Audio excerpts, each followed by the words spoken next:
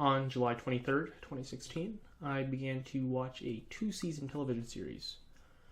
To this day, I am wholly certain this show was, is, and always will be the single worst piece of media that's ever been recorded in human history. The show in question is the 2015 anime series Gate. Anime is a subject I've always had somewhat strong opinions on, although my criticisms of the medium are varied. Richard Dawkins managed to sum it up the best. In his award-winning novel, The Otaku Delusion, he described anime as a virus of the mind. I could give an hours-long lecture as to why anime is a barrier in the road to human development. In fact, I did at a small institution by the name of Harvard University. However, this only landed me in a campus police holding cell. I now face criminal charges in January. However, today my quarrel is not with anime at large, it's with Gate. Gate managed to embody everything I hate about anime and still tag on its own atrocities of television entertainment. I was originally deceived into watching the show by someone I once considered to be a close friend. I was under the impression that Gate was an enjoyable, albeit somewhat imperialistic, romp featuring a rare fusion of fantasy and sci-fi. I was dead wrong. The premise of Gate is as follows. A portal to another world, the Gate, opens in downtown Tokyo, facilitating an invasion of Tolkien fantasy enthusiasts. The interlopers are handily defeated by the Japanese Self-Defense Force and their U.S. military hand-me-downs. Afterwards, in a classic self-defense maneuver, the JSDF launch a full-scale counterattack into the invaders' homeworld. Among them is the show's protagonist. However, since foreign concepts both challenge and frighten me, I'll refer to him as Isaac. Isaac is a decorated, albeit somewhat unmotivated, officer in the JSDF. Once a beachhead is established, Isaac is given command of a reconnaissance team and provided with the means, method, and motivation to explore the land dubbed the Special Region. This appears to be the setup for a decent show chock full of imperialistic hijinks.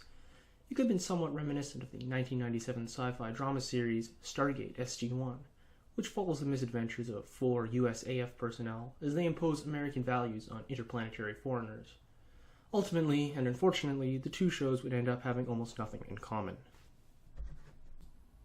The entire premise of Gate is in fact an elaborate ruse for something far more sinister. Subsisting beneath an innocuous layer of light-hearted adventure is a blister of perversion and jingoism. It comes slow, however. First, it's the girls that get younger with each episode. Then it's the jingoistic filth the characters casually spout. Finally, it's the slow but steady shift from sci-fi fantasy to a series of nationalistic anime tropes. One doesn't notice it at first. Like globs of hastily applied makeup, a small collection of genuinely interesting plotlines cover up the truth. In the 8th episode, in subsequent story arc, the ugly reality is revealed. Any semblance of a decent plot is stripped away and the viewer is left aghast and terrified at what remains. It was shockingly similar to the time a homeless man flashed me in Skid Row, Los Angeles, during the summer of 1986. I still have nightmares. Isaac and his companions arrive in Tokyo in order to defend the JSDF's honor from the Japanese parliament. The Defense Force stands accused of gross negligence and abuse of power whilst operating the Special Region. Of course, the viewer is left to believe that these are all lies fabricated by politicians who have nothing better to do than besmirch the JSDF's good name. The military has even brought their very own witness, who's definitely reliable, to prove it. See, the last time I tried something like that, I ended up in a Texas state penitentiary for 3 months. In the inquiry, Isaac's friends assure the pesky politicians that everything is hunky-dory in the Special Region. Seriously, no war crimes, you can go home.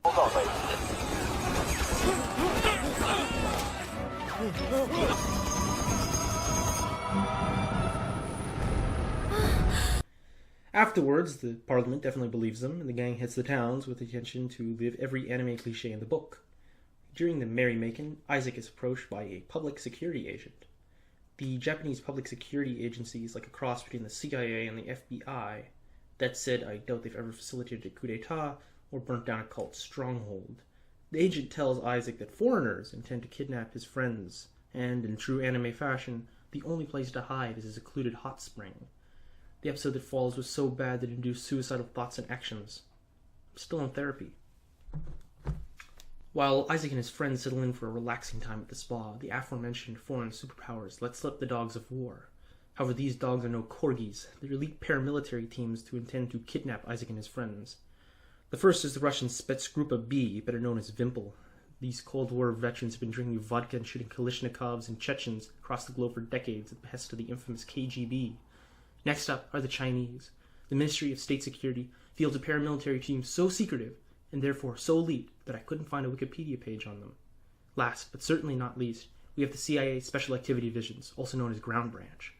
When the agency wants something morally questionable, virtually impossible, and technically illegal done, they call Ground Branch. Together, these units field some of the finest soldiers the world has to offer. And in the opposite corner, defending Isaac and his friends, we have the Japanese Special Force Group.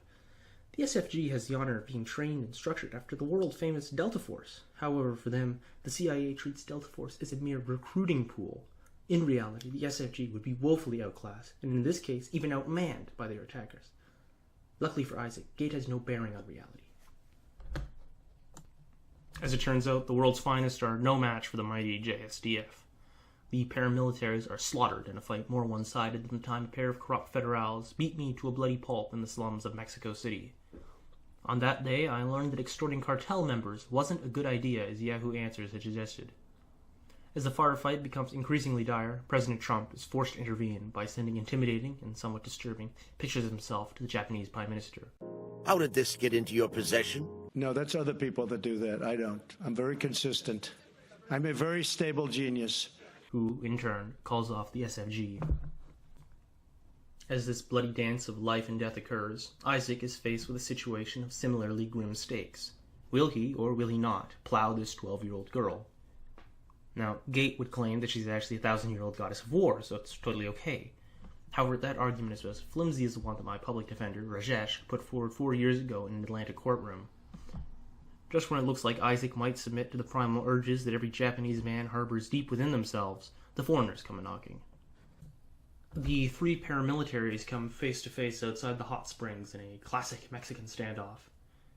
While this could have been a cool scene, Gates' writers decided to add nobody's favorite prepubescent goddess to the fight. In doing so, the stalemate erupts into what I think might be a metaphor involving global politics, Japanese nationalism, and institutionalized pedophilia. The 5-foot-tall goddess, clad in traditional Japanese attire, proceeds to slaughter the foreign paramilitaries. In response, all three teams stand perfectly still and ignore her, opting to shoot at each other instead. Meanwhile, Isaac watches on, thinking about just how much he hates Gaijin. As the dust settles and the last paramilitary falls, Isaac and his friends escape to Tokyo. To make their way back to the special region without drawing the attention of the ever-vigilant CIA, Isaac beckons for every degenerate in Japan to mask their getaway. Needless to say, this plan goes off without a hitch. As the group crosses back into the special region, I'd love to say the worst of it is over. However, because of a blood pact I made with a Haitian witch doctor in 2001, I physically cannot tell a lie. The end of this subplot only signals for worse to come. In the show's 14 remaining episodes, it puts forward some of the dumbest, most depraved subplots since that weird bit in Transformers 4. This is illegal. She's a minor. We're protected by the Romeo and Juliet laws. We dated for a little while. I was a sophomore and he was a senior. It's fine. No, it's not fine. We've got a pre-existing juvenile foundational relationship. Statute 2705-3. To name a few, the trauma-stricken elf who can't stop calling people daddy. The ambassador who must resist the advances of a real 12-year-old girl. The goddess who becomes sexually aroused when people die. The vengeful bunny slave who lets mole men lick her feet. And not to mention all of the battles that push the limits of the Geneva Convention.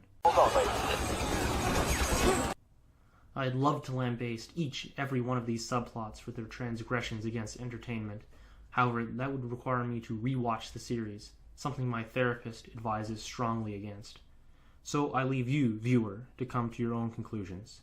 Hopefully, those conclusions don't involve watching Gate.